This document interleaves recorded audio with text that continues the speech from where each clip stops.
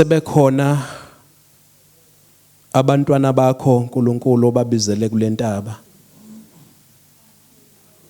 Singena uNkulunkulu wethu ongcwele kulolu hlelo lokuba silalele izwi lakho. uNkulunkulu wethu ongcwele ukuba ngalo usiphundle. uNkulunkulu wethu ongcwele usiphundle lokho Nkosi ongakudingi kithi njengabo baba obabizileyo ebandleni lakho. Baba wethu ongcwele usiphule konke uNkulunkulu okungayifanele intando yakho. Bese uyatshala lokho uNkulunkulu wakhe futhi lokho uNkulunkulu wethu ongcwele okuyokwenza laba bantwana bakho baphelele baze bapheleliselwe ngisho umsebenzi wokukhonza. Baba wethu ongcwele sesikhona uzokhuluma kithi uNkulunkulu. Vula inhliziyo zethu uyichoboze uNkulunkulu wethu ongcwele zibe njengalowo mzekeliso uJesu afanekisa ngawo ethi kukhona imbewu lemhlabathini ovundileyo. Baba wethu ongcwele siyakhuleka ukuba Nkosi nxa seliwile izwi lakho njengembewu uNkulunkulu wethu ongcwele limile lithele izithelo ukuze uNkulunkulu wethu ongcwele okude noseduzana sizakale nxa efike eduze kwalaba bantwana bakho. Baba wethu ongcwele inceke yakho Nkosi wayilungisa uNkulunkulu ngokwazi kwakhe emaphakadeni. Thina ke Nkosi senze sedlule kuyo ngokuba uzokhuluma ngayo injengesitsha nje uNkulunkulu kithi. Kodwa baba ongcwele sikhulekela ukuthi lokho oyiphathise khona sikwamukele uNkulunkulu wethu ongcwele. Yebo kuhle kwamaphuphu emukela kunina ukudla. Baba wethu ongcwele busuyalixilisa izwi lakho kithi ukuze sithele izithelo ezifaneleyo. Ukuze uNkulunkulu wethu ongcwele nendawo sibeke kuyo ibe nayo inhlansi yethemba uma kubhekwa kuwe uNkulunkulu noma kubhekwa kulabo abantwana bakho abakukhonzayo ngoJesu Kristu inkosi yethu amen. Mhlawumbe kulesi sikhathi angivele ngicele ubaba uMabaso njengo chaplain eze ngaphambili azosethulela inceke kaNkulunkulu ezosihola kule retreat. Sekuyothi mhlambe makuvela isikhala esivelayo siyozethula ihambeli zethu esekhona phakathi kwethu president ngoba njengamanje ngibona ngathi usaxakekile usayaluza Mntungwa. Oh.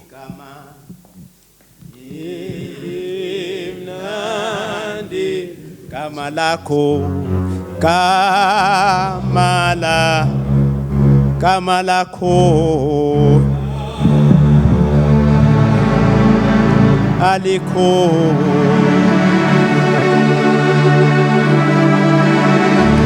anikama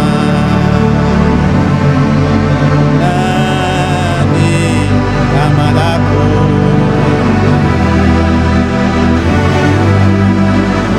kama lakho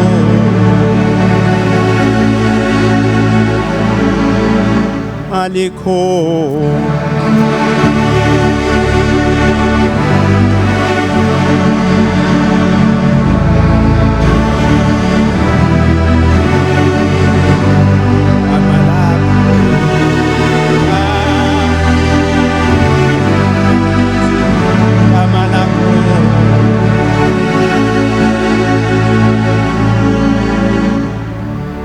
mina nomndeni wami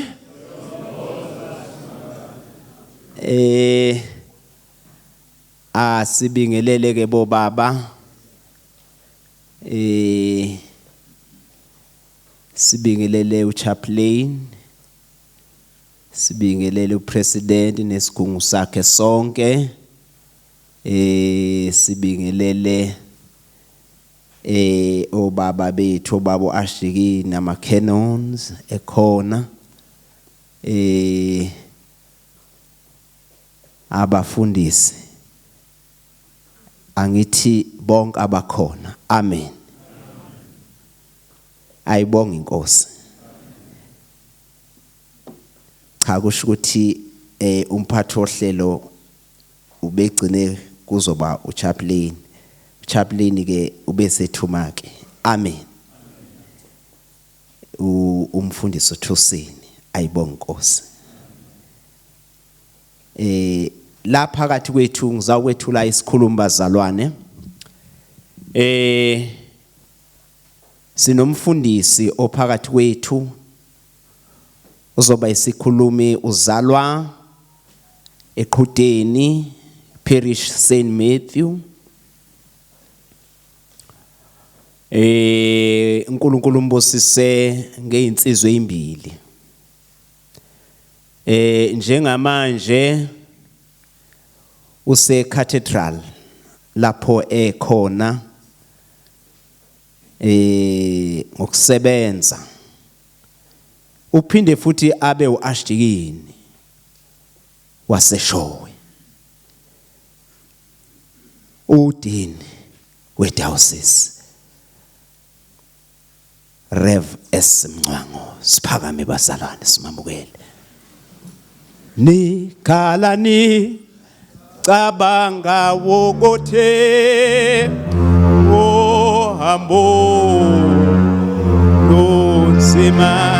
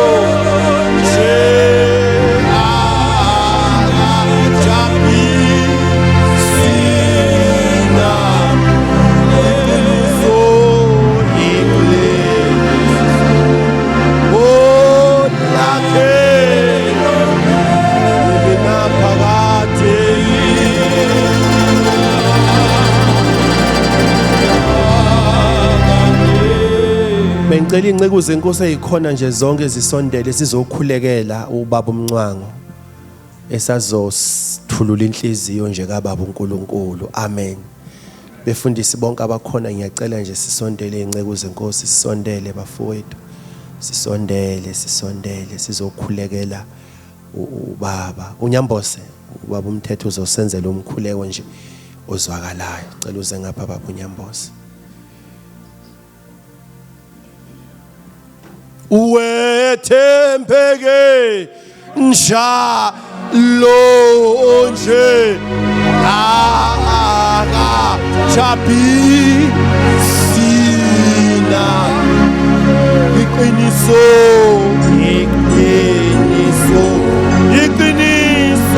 lakhe imina phakade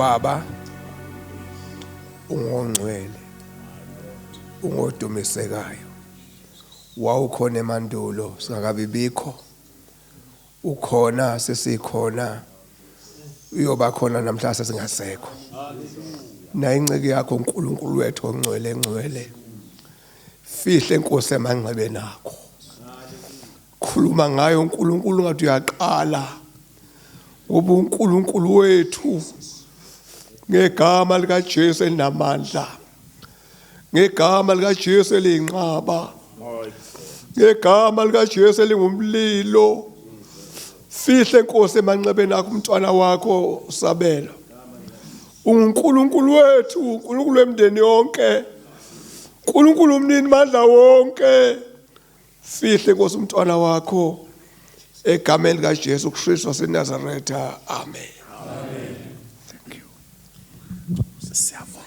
Icolo 75 siyabonga kakhulu baba. Thank you. Icolo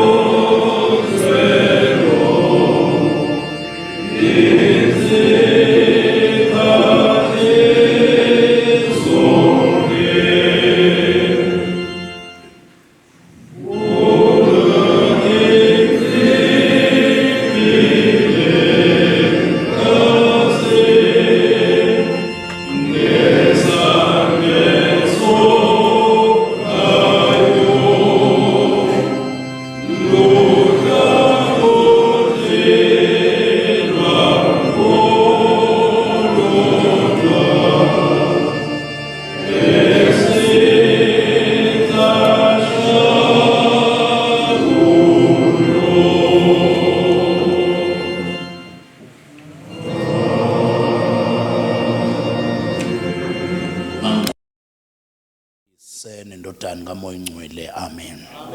Ngicela sihlale.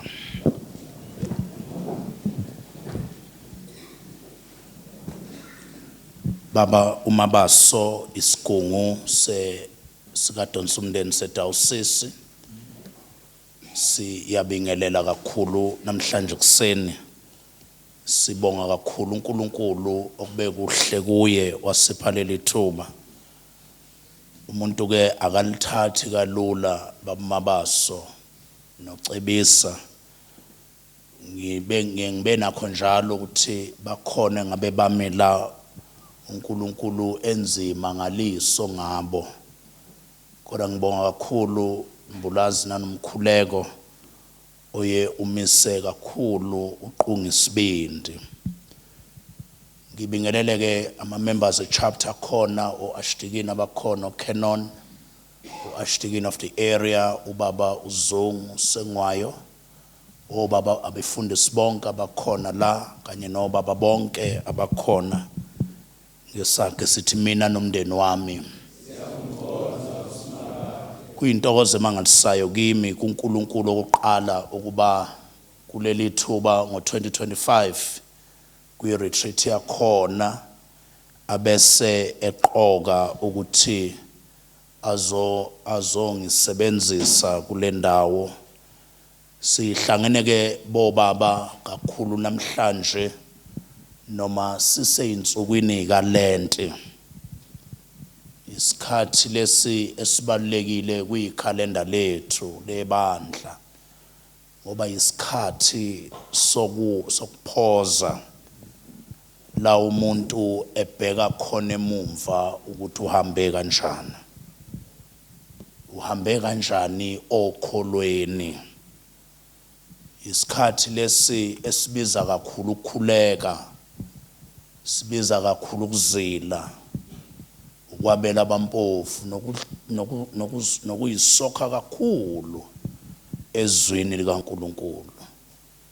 Uyisokhela into eyodwa ukuthi uNkulunkulu lulungise uhambo lwami. Ngithi ke kulesi sikhathi bobaba bami kufanele kube isikhathi la umuntu uNkulunkulu mangathiwa uyamfonela njengamanje suke eMelmothe eGoli akwazi ukumtshela ukuthi usukuphi. Umebuzo ukuthi usukuphi manje akwazi ukumtshela sengidlulile eMthonjaneni, sengidlulile eVryheid. Kusho umuntu oseqalile uhambo lokholo. Ayibonge Nkosi. Amafoni abuya benamanga mawubuza umuntu, kodwa umuntu ozoba honest. Ingakho iHubo 51 uverse 6 uthi wena uthanda inhliziyo eneqiniso. Ayibonge Nkosi. Sihlangene ke kuleso sikhathi bobaba bami, isikhathi esibaleke kakhulu. Ngicela ke sifunde ivangeli ngokaJohn chapter 3 uverse 1 kuya ku10.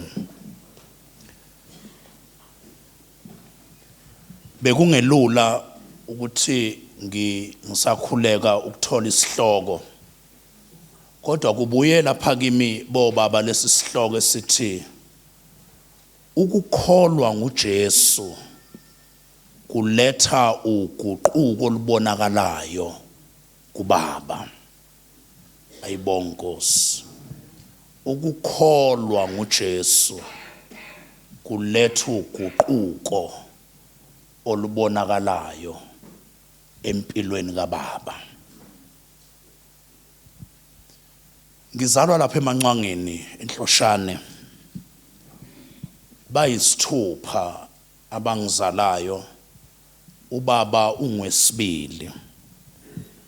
Ubaba omdala uya ufike kube obaba abawu4 bese bawo aunt ababili.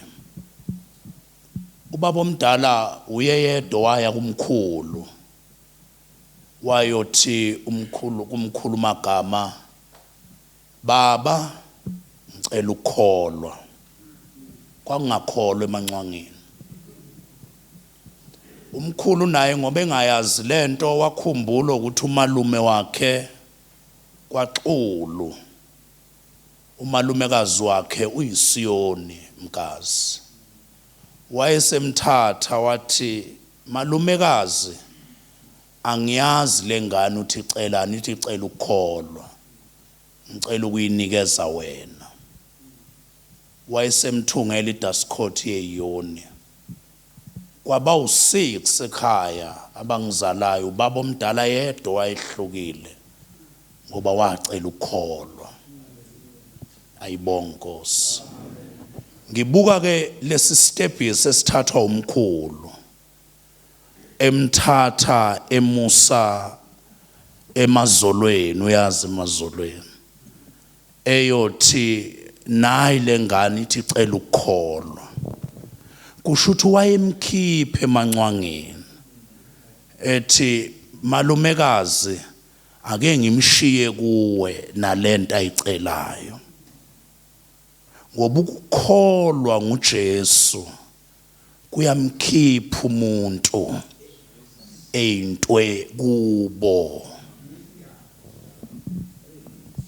ayibonga Nkosi niyongivumela bobaba ukuthi kwakadeni nasekhaya wayethema ethi mayesecela ukukholwa kuthiwa wayisuye esibayeni angazi noma kunjalo kuthiwe usecela ukukholwa useyaphuma ke kule emndenini kule mkhuba yala ekhaya ngoba ukukholwa nguJesu kuletha uguquko olubonakalayo kumuntu kade ngicabanga ke kubuya ubaba omdala ngicabanga hawu ubaba omdala wakhishwa ngacabanga amadoda lapha eBhayibhelini amaningi wabuya amaningi enye yawo kwabuya uNikodemu kuke kwabuya noZakewu kodwa yayisinhliziyo uNkulunkulu wathi ake ngihlale la mhlawumbe ke sibuke namhla uNikodemu kwakukhona umuntu owayengumfarisi igama lakhe nguNikodemu engumholi wabaJuda lo weza kuJesu ebusuku wathi kuye Rabi siyazi ukuthi ungumfundisi ovela kuNkulunkulu ngokuba akekho ongenza lezi zibonakaliso zenzayo uma uNkulunkulu engenaye uJesu waphendula wathi kuye ngiqinisile ngithi kuwe uma umuntu engazalwa ngokusha kabusha ngeke ubone umbuso kaNkulunkulu uNikodemu wathi kuye umuntu angazalwa kanjani esemdala na angangena yini esibelethweni sikanina ngokwesibili ukuba zalwe na uJesu waphendula wathi ngiqinisile ngithi kuwe uma umuntu engazalwa ngamanzi nangomoya ngeke angene embusweni kaNkulunkulu lokho kuzelwe ngokwenyama kuyinyama nalokho kuzelwe ngomoya kuumoya ungamangali nokuba ngithi kuwe nimelwe ukuzalwa kabusha umoya uvunguza lapho uthanda khona uyawuza umsindo wawo kodwa uwazi lapho uqhamuka khona nalapho uqonde khona banjalo ke bonke abazelwe ngomoya uNikodemu waphendula wathi kuye lokhu kungenzeka kanjani na uJesu waphendula wathi kuye wena ungumfundisi kaIsrayeli kodwa ukwazi lokhu na cela sime lapha ayibonga Nkosi ubani uNikodemu Nyambose kuthiwa umfarisi umholi wakwaJuda njengoba umfarisi umfundisi owayigogodile umfundisi ofundisa ngezokholo esinagogeni uBremen maye ekhuluma ngabafarisi uthi kwaku uquqaba lwabantu ngoba uJesu uthole these political groups ongabaFarisi, amaSadducees, watholana namascribes bese kuba amaZelotes. Wayehlukile laba ke babehlukile ngoba babesondele kubantu, kodwa besondele nje babe nempakamo, bezibona bengcwele, befuna futhi ukubonwa ngabantu bengcwele, befuna ukuhlonishwa nokudunyiswa. Abantu uNicodemus ubuye eqenjini eligogodile ngokholo. Ayibonge Inkosi. Cishe noma wayelele ebusuku awungamvusa akutshele ngemithetho kaMose. Abantu ababelandela njalo uJesu befuna ukumuza ukuthi uthini bese bekahla. Njengoba wayegogodile nje sibona isibonelo ngoba kuthiwa babephakeme bethanda nokubonwa abantu ukuthi bayakholwa. Ake uze umFarisi ethandaza kuLuka 18 verse 9 to 14. Ayikhothi, uNkulunkulu ngiyakubonga ngoba nginganje ngabanye abantu. Uyayizwa impakamo? Anginjenga ngabanye abantu. Uyababala igebengu, ikhohlakali, iphingi, nanje ngalomthelisi. Angithi unomthelisi nje wabela etempeleni. Ngiyazazi izono zami, ngithunga ngiyazazi. Unomthelisi njengobelana. Uthi kanje ngabo abanye. Yini ahluke ngayo? Ngizila ukudla kabili ngeviki. Nginikela ngokweshumi kwakho konke ngikutholayo. Uyezwa ukuthi uhlukile. Uyibona yena ihlukile.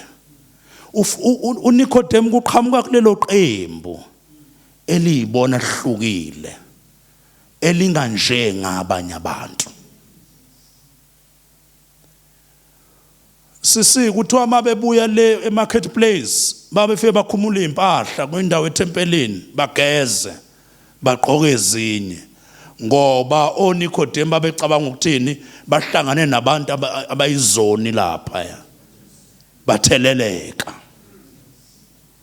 Ayibonge Nkosi. Ngakho nomezila enikela ngokweshumi ikhona kodwa into engaphelele. Awayibonge Nkosi. Yingakhe nyonyoba ebusuku thuwa weze ebusuku. Ayibonge Nkosi. Njengoba eze ebusuku kuJesu, ngoba ngizothi namhlanje boma ukukholwa kuqala ngokuza kuJesu. Njengoba eze ebusuku nje icishe emshelwane kwawukuthi ngoba wayesabalela iqembu vele elithi mali hlele emhlanganweni yalo likhulume kabi ngoJesu, siyomtrepa kanjani namhlanje? Liplothe uthi ake ngimonyuke kubo. Awu sanibona, yamonyuka indoda igogode yaqeda kozokholo, kodwa yanyonyomba yamonyuka ebusuku yeza kuJesu. uJohane ma ebhala ngobusuku usuke ekhomba impilo yesono, ngoba uthi mayiqala nje ukuthi ukukhanya kweze emhlabeni ubumnyama bangakwemukela. Yasuka ke le ndoda ingane zakwethu bobaba bami uKristu inkosi. Mhlawumbe wayizilile ngalolo langa, kodwa yalokhu sikhona isilonda angakafiki kuJesu. Mhlawumbe wayebuya ukuyobeka umnikelo weyishumi, salokhu sikhona kodwa isilonda angakafiki kuJesu. Uminyonyobe ebusuku awayibonga Nkosi kuthiwa yeze ebusuku, ngane zakwethu. Kuthiwa yeze ebusuku. Yize ukuthi uJesu ma ifika kuyo akayibuza ukuthi uzokwenzani.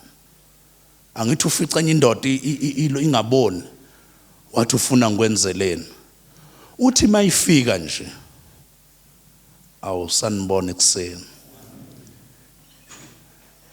Ngoba uJesu mayiza le ndoda kukhona into ayibona ngoba yena ufunde ekujuleni kweinhliziyo. Ayibona Nkosi. Kwakhona into ayibonayo enhlizweni yayo. Angithi ufice nenye umthelisi esesihlahleni wathi yehla. Akabuza ukuthi wenzani esihlahleni, yehla.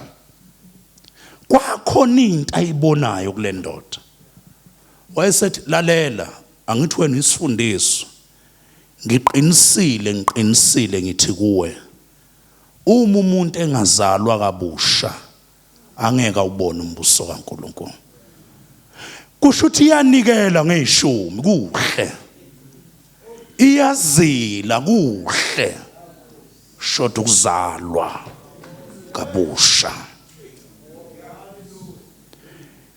Ngakho noma ikwenza ikuthola ukuthula ngoba ikakafiki la izelwe khona kabusha.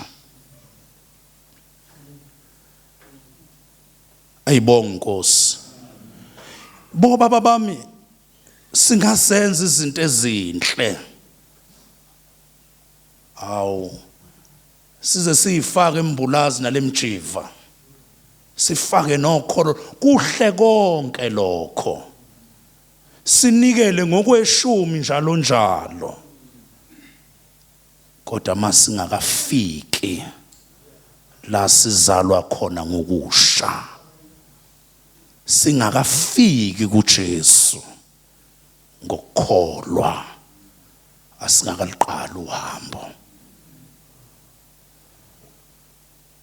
Uyawuza umbuzo akufanele ngabe uyawubuza. Umuntu angazalwa kanjani esemdala na? Ayibonga Nkosi. Uyawuza umbuzo wale ndoda angazalwa kanjani esemdala? Angangena yini esibelethweni sikanina ngokwesibili ukuba zalwe na? Ngoba noma ekokodila ayibonga Inkosi. Kodwa leza ayiqondwa ngokugogoda. Ziqondwa ngokuzalwa kabusha. Ngunaseningizimu noma ngingawufaka kodwa mangakafiki la ngizelwe khona nengakufunde court kuyangelekelela nengakufunde eYunivesi kuyangelekelela kodwa enkulu indaba iqale ekuzalweni kabusha. Angithi le ndoda ichaza imithetho.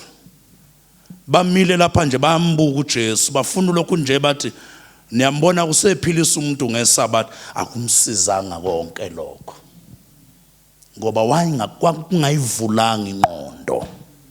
Ukuzalwa ngokusha kuvula ingqondo. Baba bami ngize ngathi lapha ngibhala ngithi into zasekhaya zaziwa ngokugogode ezintweni ezalapha ezweni. Kuhle ukufunda. Kodwa indaba iqale ekuzalweni kabusha. Baba ungaba nayi lay minister ube yikosa ubekwe nje nasesikhundleni thizeni akukusizi kodwa uqonda ngale ndaba. Iqondwa yilabo abazelwe kabusha.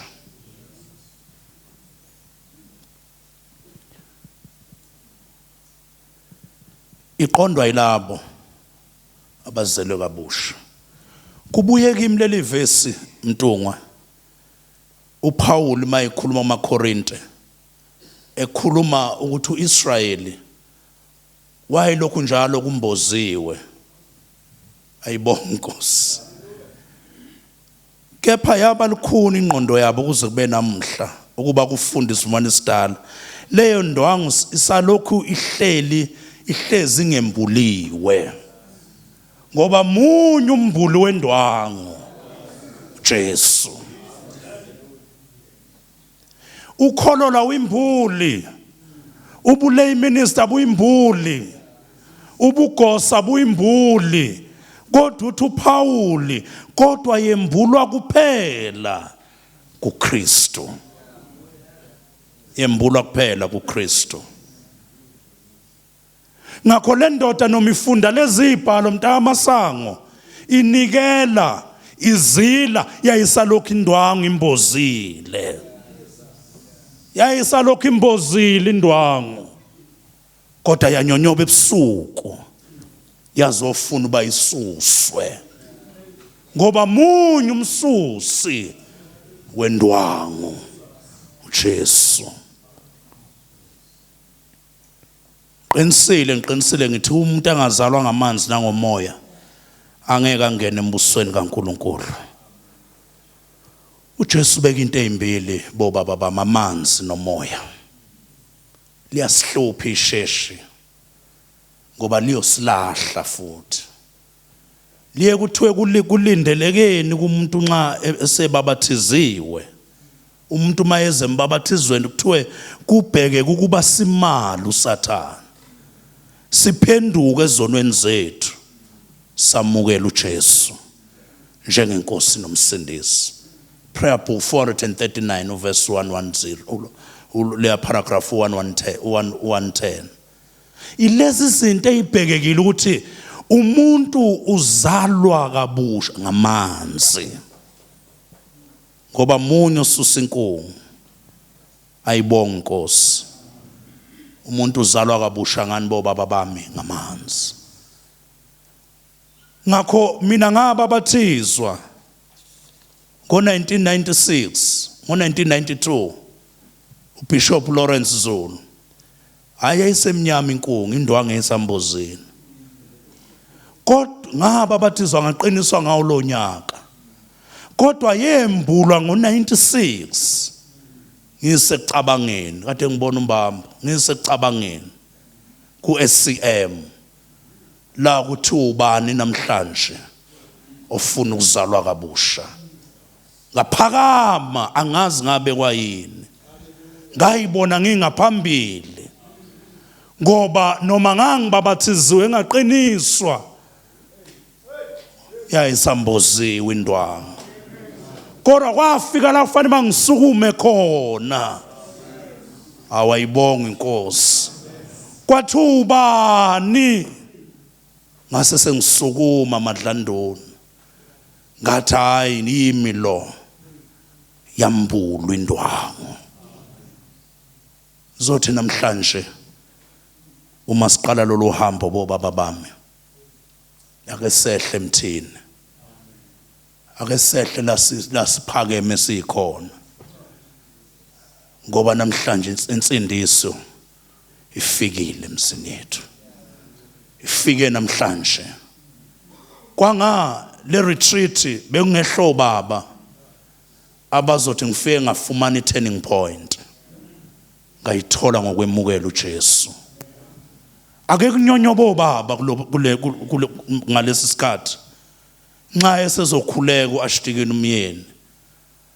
Ake unyonyobe baba mawuzwa ukuthi kade ngahlala kodwa samboziwe indwangu.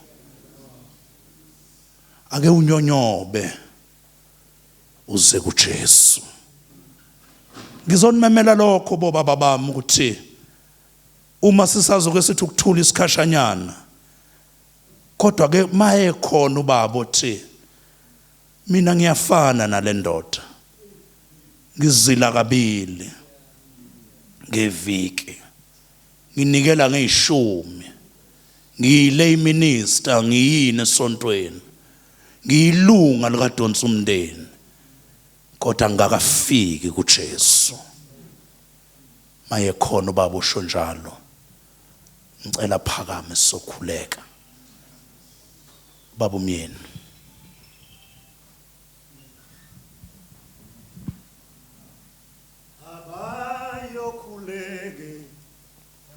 Ikame nilenkosi bahaya kusindiswa uyasho umpalo aba yokhuleke ikame nilenkosi baya gosindiswa uyasho umpalo. Cela siphakameni bobaba. Lesi sikhathi sokuba ilona lo izwe lathi Nkosi anginayo umni-turning point. Alukho usuke ngilukhumbulayo ukuthi ngayinikela kuwe. Ithuba leli. Nikodima wanyonyoba ebusuku. Awunyonyobe nawe ngane yakwethu. Uzohlangana nomdala wensuku. Sizoshintsha izinto egameni lika Jesu. Awubheka impilo yakho uthi Nkosi yami makuthiwa ngiyalala nizelweni ngokusha. Ngoba ihlobo zami angifuni isikhohlisane. Imkhuleko eyenziwa uma usufile isuke ingasasiza umuntu. Indaba eqala ngesikhathi wena wamukela uJesu. Nansi imkhuleko ebalulekile. Le sokuthandaza ukuthi wemfake kwasha kanje ayisiza umuntu usuke kade wayihambela. Empeleni umncwabo kusuke sokowethu nje ukuthi sizanele susibanibani simbekile ethuneni. Wena nje usasokuphele kudala ngawo. Ohlakaniphile ehlobo zami uzolithatha ithuba lokuyinikela kuJesu. Usho njalo uJesu namhlanje asikakhulekela abagulayo sifuna abantu abayinikela kuJesu. Kanye kwethu uyazazi. Uyazazi. Uyazazi. Yes Lord. Yes Jesus. Wozanini zinto zonke nizitho bephansi phambi kwesihlalo sakhela phehlesiko nibabazikamala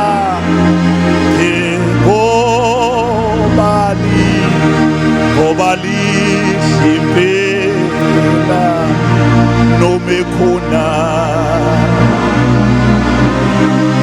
nomekhona yezulwe useduse kwe maye khona uJesu mina nginikela kwake ngiceleze phambili nje Jesus aramashaka lakosi Jesus yes masali ngane yakwethu masali baba wami uyazi ukuthi awunayo history noNkulunkulu mhlawumbe wazalwa nje esontweni noma wafika nje awuzazi wafika kanjani kodwa lokhu usuku osho ngathi ngayinikela kuJesu ngazalwa ngokusha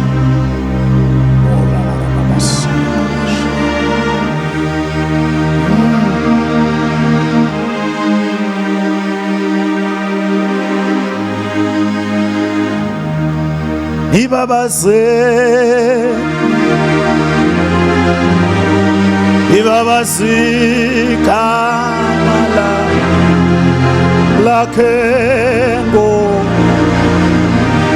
ngobalihliphe nomekhona ekhona Yesu useduse Jesus ngiyaqina ihlobo zami.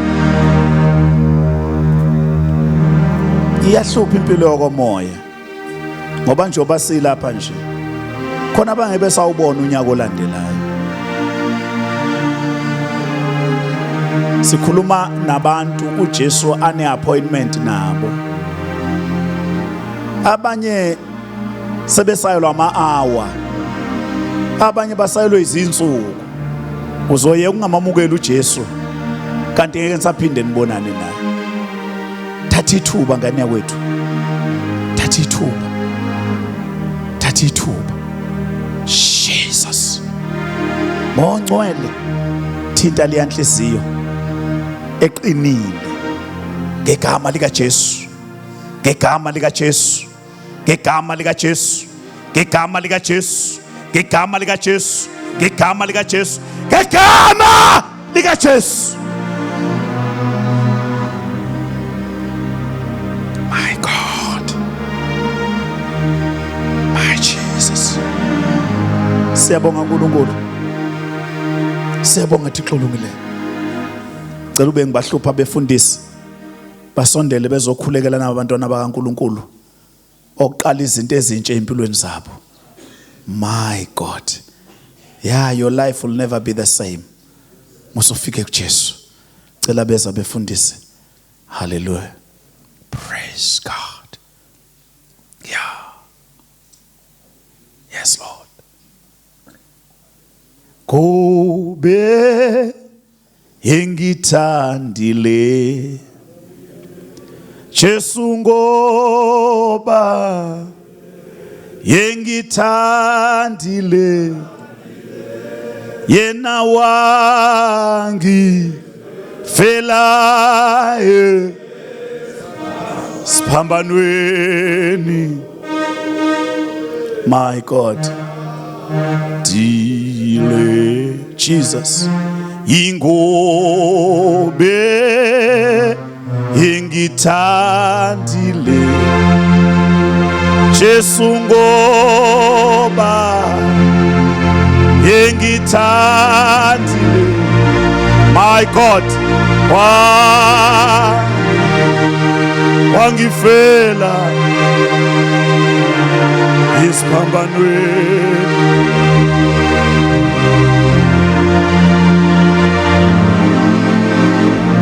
Baba umthetho basesikhawini icebo sothandaza kwethu. Ingoba Jesu engithandile